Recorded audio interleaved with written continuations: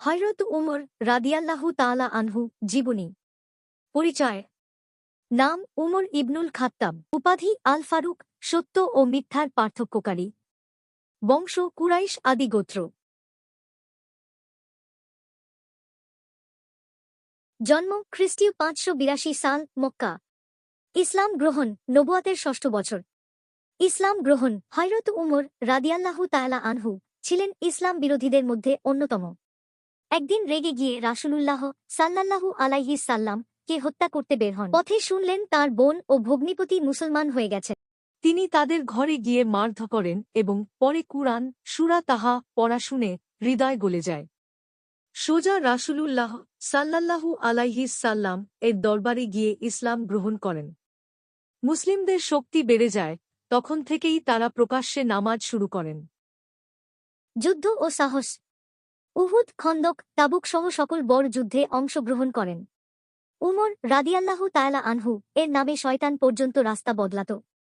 রাসূল সাল্লাল্লাহু আলাইহি সাল্লাম বলেন, তোমার পথে শয়তানও চলে না। তিরমিজি খিলাফত ৬৩৪ খ্রিস্টাব্দ। প্রশাসনিক সংস্কার। বিচার বিভাগ, দপ্তর, বেতন ব্যবস্থা ও রাষ্ট্রীয় রেকর্ড সংরক্ষণ চালু করেন।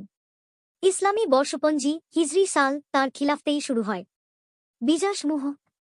পারস্য, সিরিয়া, মিশর, জেরুজালেম বিজিত হয় তাঁর আমলে। জেরুজালেমের প্যাট্রিয়ার্চ নিজ হাতে চাবি দেন উমরকে। তার বিনয় দেখে মুগ্ধ হন। ন্যায় বিচার। ন্যায় বিচারে ছিলেন কঠোর। কখনো আত্মীয়প্রীতি করতেন না, নিজের ছেলের বিরুদ্ধেও বিচার দিয়েছেন। দজলার পারে একটি কুকুরও যদি অনাহারে মরে, উমরকে জবাব দিতে হবে। ক্ষুধাভীতি ও বিনয়। সারা রাত হাঁটতেন মানুষের খবর নিতে।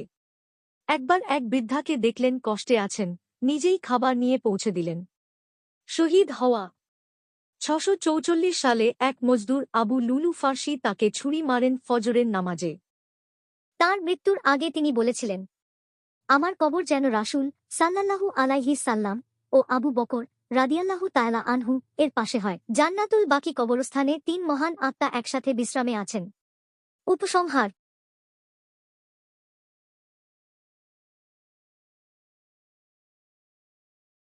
হযরত উমর রাদিয়াল্লাহু তাআলা আনহু এর পাশে ছিলেন ন্যায়ের প্রতীক, ইসলামের স্থপতি শাসক, সাহসী, বিনয়ী ও আল্লাহভীরু।